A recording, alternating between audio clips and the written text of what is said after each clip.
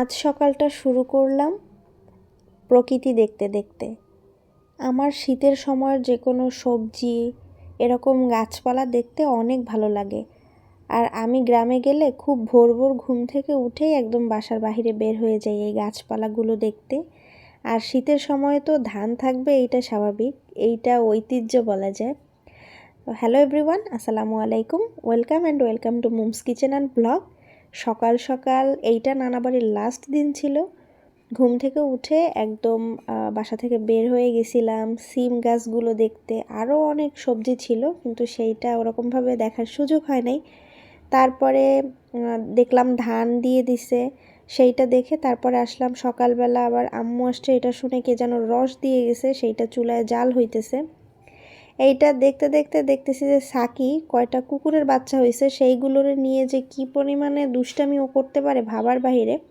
একটা কুকুরের 4টা ছানা হয়েছে এরকম, ও সেই 4টা বাচ্চাকে দেখতেই পারে না, দেখলে একদম ধাওয়ায় দিবে, সরায় দিবে, লাঠি দিয়ে মারবে, এই অবস্থা। কিন্তু কুকুরের যেটা বড় কুকুর সেইটাকে দেখলে সে দারুণ খুশি হয়।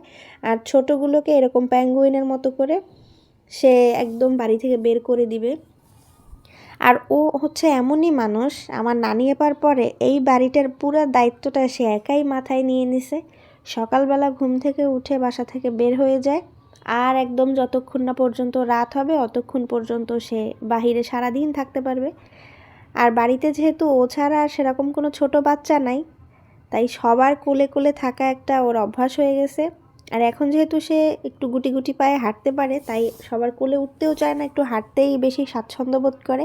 এই কুকুরের বাচ্চাগুলোকে একদিকে দিতেছে ধাওয়ায় আর দৌড়চ্ছে, এর মধ্যে এক নানা ভাই এসে একটু কোলে নিল। এর মধ্যে গরু আবার দুধ, সেইটা ঘোষ আইসা দিয়ে গেল বাসায়। সেইটা আবার, এইটা কিন্তু আমার নানার গরুর দুধ। তারপরে হচ্ছে এগুলো ওরা করতেছে, এর মধ্যে আবার আমার দুইটা খালাতো ভাই উঠে গেল কামরাঙা গাছে কামরাঙা পাড়ার জন্য। সে কত বড় গাছ, মানে ক্যামেরায় যতটুকু দেখা যাচ্ছে এর থেকে গাছটা অনেক বেশি বড়। ওরা কামরাঙা পাইরা একদম গাছ দিল ফাঁকা করে। এর মধ্যে আমার এক মামা, সে আবার শিল্পী মানুষ, আসলো। আমি দেখতেছিলাম সে মাঠে বসে গান গাইতেছিল, এর মধ্যে গিয়ে ধরে নিয়ে আসছি যে চলো, আম্মু তো এখন রান্না বাড়া ছেড়ে আসতে পারবে না, তুমি একটু ভিতরে গিয়ে গান শোনাবা। তো মামা এরকম একটা ঢোল বাজায় গান গাইতেছিল। এর মধ্যে সাকির দুষ্টামিটা দেখেন, ও ভাবছে যে এইটা কোনো কিছুর একটা মুখা হবে বা মুখ হবে। ও একটা রঙের পটের মুখ নিয়ে নিছিল, নিয়ে সে ওই ঢোলের বাদ্যবাদক বাজাইতেছিল। মানে কত পরিমাণে দুষ্ট থাকলে এটা করতে পারে। আর নানা বাড়িতে যে কদিনই ছিলাম প্রত্যেক দিন রাতে কোনো না কোনো খাবার আমরা খাবই, সেটা উঠানে বসে। ছোটো মামা চুলায় দিল, জাল ধরায় চুলা বানায় দিল। এটা হচ্ছে ইট দিয়ে, মানে খণ্ডকালীন যে চুলা আর কি, ভ্রাম্যমান, সেই ভ্রাম্যমান চুলা একটা ধরায় দিল। পাটখড়ি, তারপরে হচ্ছে নাড়াকুটা এইসব দিয়ে টিয়ে। শীতের সময় তো চুলা একদম জ্বলতে চায় না বাহিরের। তারপর ওই যে মামা একদিকে জাল দিচ্ছে, আর এর মধ্যে সবাই কাজে একটু একটু ব্যস্ত আছে। আজকে আমরা খাবো হচ্ছে সবজি খিচুড়ি আর ডিম ভুনা, তো সেইটাই আম্মু করতেছে। আমরা নানা বাড়িতে যাওয়ার পরে প্রত্যেক দিন রাতে খিচুড়ি, বিরিয়ানি আর রসের পিঠা এগুলো খাইতেই ছিলাম। তো আম্মু জাল দিতেছে, এর মধ্যে মামা এত বড় একটা গাছ নিয়ে আসছে যে এইটা চুলায় দিয়ে দিলে আর কিছু দেয়াই লাগবে না। আমরা সেটা দেখে হাসাহাসি করতেছিলাম যে অত বড়টা চুলায় কীভাবে দেয়। এর মধ্যে আবার আম্মু নাড়াচাড়া করতেছে। আম্মু কতক্ষণ নাড়াচাড়ার পরে আবার বড় মামিকে দিল যে তুমি একটু করো। আর রান্না, মানে বেশি রান্না বাড়ার মধ্যে সব থেকে কষ্টকর বিষয় এই নাড়ানাড়িটা। এইটা অনেক মেহনতের দরকার বাবা, এটা বুঝে শুনে নাড়া দিতে হয়। মানে আমাকে তো একটা নাড়া দিতে দিলে আমি পুরো পাতিল সহ বাহিরে ফালাই দিব, সেই রকম আর কি নাড়তে পারবো।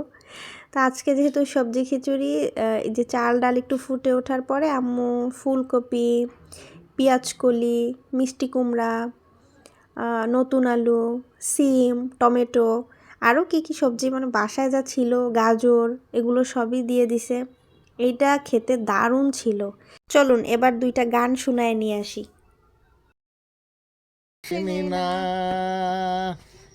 পিঁপড়া চেনে চিনির দাম, লাখ টাকার ধন মানিক হারে ও, যেজন মানিক চেনে না, যেজন মানিক চেনে না, যেজন প্রেমের ভাব জানে না।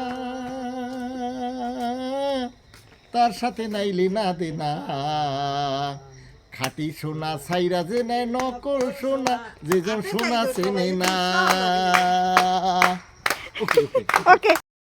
ভাষালয় তারে পুষি কত ভালোবাসা, তার চোখে চোখে রাখি, তুইরা যেন না যায় আমার পোষা ময়না পাখি। পাখি চোখে চোখে রাখি, ওইরা যেন না যায় আমার পোষা ময়না পাখি।